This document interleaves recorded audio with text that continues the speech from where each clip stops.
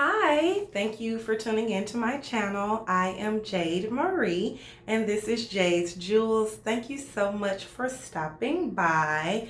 As you can see in the video description, the title of the video, today I will be taking my Ancestry DNA test. I am very excited about this process, and so I just wanted to make a quick video to share with you I guess just the beginning stages of what I'll be going through as I complete this process. And then what I'll do is when I receive my results, I'll come back and share some of those results with you. But I know some people are hesitant about participating in things like this, primarily because companies such as Ancestry DNA and possibly 23andMe, I think they do reserve the rights to maintain some type of ownership of your DNA. And of course, for me, anybody that knows me knows that I am a big conspiracy theorist. And so I was very apprehensive about this entire process. I have postponed learning and doing this DNA testing for years now. Even though I've always been extremely interested, just a part of me felt like, okay, what if I become the next Henrietta Lacks and they keep my DNA and they make all of these solutions to cancer based on my prized DNA, and I don't get any credit for it, or just losing a piece of something that's a part of you or not having complete control over it. So again, I have put this off for quite some time, but I just finally decided, I think I want to say around Mother's Day, I just said, you know what, I really want to know more about who I am and where my ancestors come from. I'm already aware, I'm from Mississippi, so I'm aware of a good bit of my history. Some of my family comes from Arkansas on my dad's side. My dad's mother, my grandmother, she's from Arkansas. And my mom's mother, she is actually from Mississippi. So I have a solid understanding of my roots. I recognize that a good bit of my ancestors, those that definitely came before my great-grandmother and my great-grandfathers, those who came before them were definitely more than likely, I mean, there's no question about it, they were slaves. My great-grandmother, she worked in the field. She was a free woman, but she did work in the field. Both of my great-grandmothers, so this is just a little bit of history, they worked in the field. And then once things were kind of done with sharecropping, my great-grandmother, she was actually somewhat of a maid for a Caucasian family, and things of that nature. I mean, I even know that my grandmother on my dad's side, when they were living in Arkansas, they were sharecroppers for a while. After slaves were emancipated, they were sharecroppers. They were literally paid 50 cents a day to work in fields, and somehow they saved up enough money to buy their own land and start their own farm, only to be basically run out of town and looted essentially by white supremacists that were in that area. And that's when my family that was from Arkansas decided to move to Greenville, Mississippi. And so my family, they were, you know, they did the sharecropping thing, but then essentially they were entrepreneurs. They owned their own land, they saved up, they purchased it, and just because of that time, and this is something that many African Americans experience, particularly down south, a lot of times when they purchased land, when they started farms, when they started businesses, when those businesses either became successful or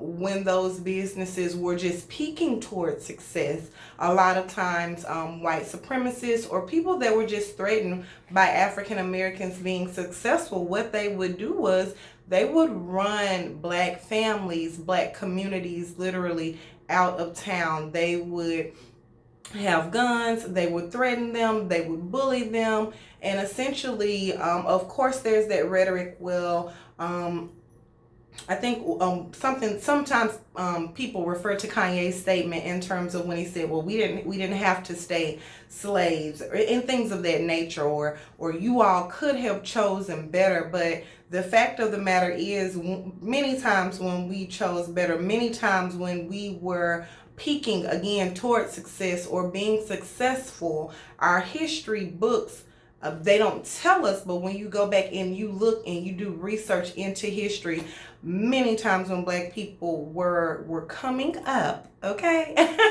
when they were coming up and just headed towards success or being successful, or maybe now they own their own business, and perhaps a white business of the similar industry was losing customers to that black business owner. Those black business owners were ran out of town.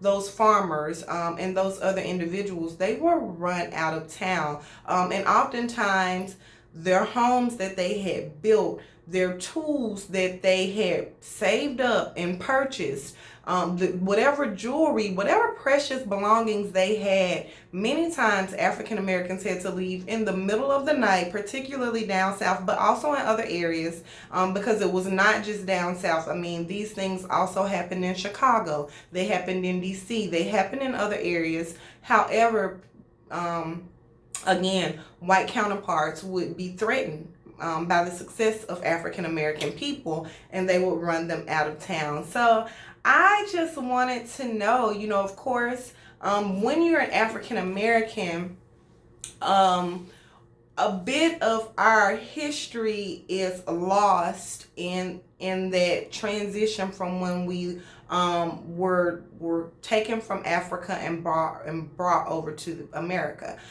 We know that some white people tricked and captured Africans. We also know that some Africans voluntarily sold other Africans, because slavery was a commonplace in Europe, in Africa, as well as in other countries. So it was not necessarily a new thing. I think what happened is, when you look at the history of slavery in America, it begins to show a lot of prejudice and injustices. So it's one thing to have help. Okay, I have a maid, or I have a group of people that work for me to help make my life easy. But it is another thing to underpay these people and to just treat them mean, to tear their families apart and things of that nature. So whereas there is history that indicates that there was slavery in Africa amongst other brown skinned cultures, the treatment of those slaves was not nearly what it was when those slaves came over to America, or when black people were brought over to America. So I mean, I just want to know where I'm from. I love the water, I love the beach. And so I always imagine that, a part of my lineage is connected to somewhere by the water. And I would love to know that. And so I just went on ahead and I said, you know what? I am going to allow some company to keep my DNA, because I still want to feel more connected. I want to know some of the regions. And so anyway, I made a couple of quick tips. Here is the kit. This is what it looks like. It's just a really cute light box.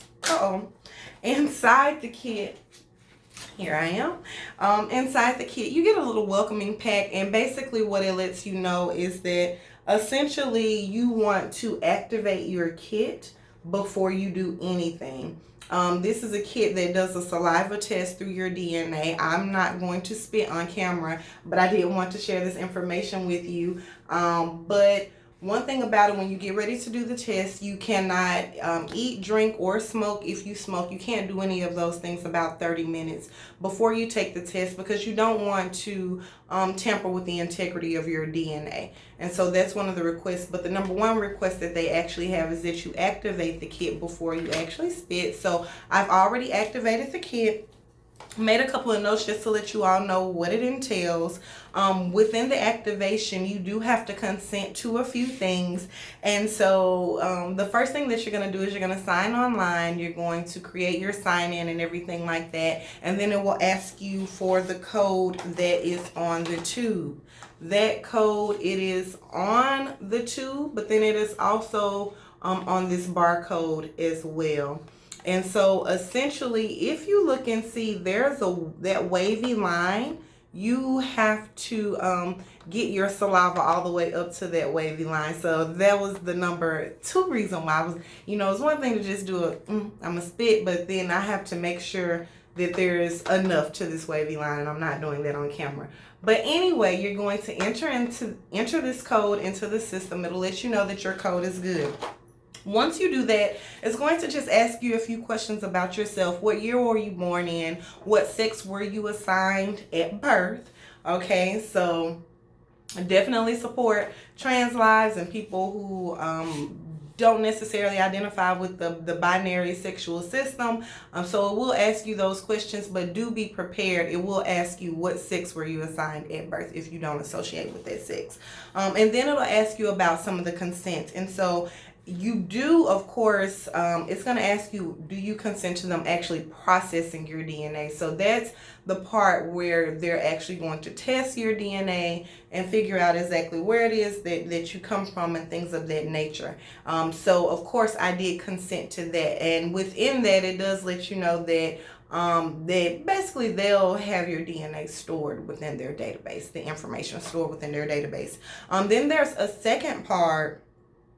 Well, back to this with the processing of the DNA. Again, that gives you your ancestral originations or your origin, as well as other information like that. And so it'll ask you, do you want to participate in surveys?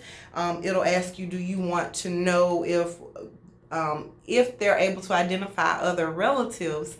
Would you like to know their information? Or if there are other relatives already in the database, would you like to know their information? And so, of course, you can consent to that. And then it'll actually also offer you the opportunity to kind of start building a family tree. And so all of that is within that initial part of the consent. Now it'll go over.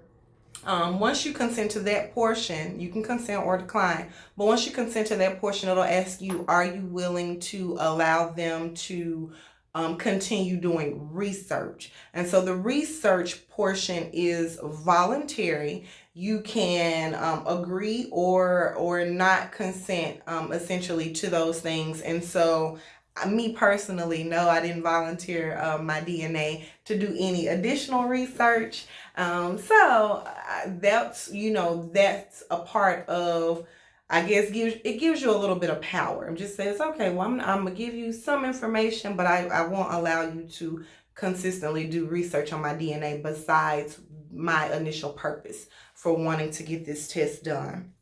And essentially, it'll take 6 to 8 weeks to get these results back. So I am just super excited. Of course, I will drop a video once my results are taken. But again, everything comes in this cute little box. It gives you all of the information that you need. And then along with that, you get your tube. It tells you what to do. You're going to snap these 2 pieces together to make sure that your DNA and the test is secure. And then they give you a already posted box. You're going to enter the tube into the box. You're going to seal it up, and then you're going to send it back. And so this is my video. I will let you all know where my ancestors are from, where I'm from, or whatever additional information I feel like I'm able to walk away with. Just besides the narrative of knowing, of course. Now, one thing about it, there were African people and brown-skinned people who were in America before America was discovered.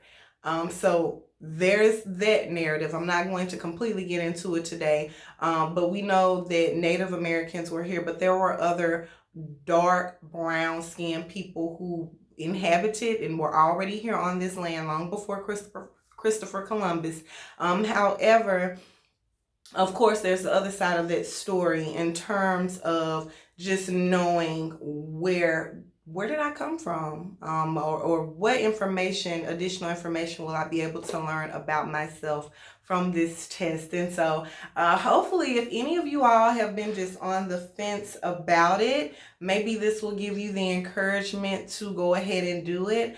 There are times when they have sales on these kits Typically they're about $99, but then around different holidays, I think they go down to about $59. I was able to purchase mine I was actually gifted this, but it was $59 around the time when this was purchased. But I'm just really excited, and I will let you all know in part two exactly what comes of this and where I'm from, and where my ancestors are from. And so I think just knowing as much about your family history is extremely important as you look to build your legacy in life, individually, or whether you actually have a family of your own. It's very important just to know and understand where you're from. So this is my video. Be sure to like, share, and subscribe. Let me know if you all have any questions. You can feel free to comment in the comment box below. And thank you so much for tuning in. Have an amazing day.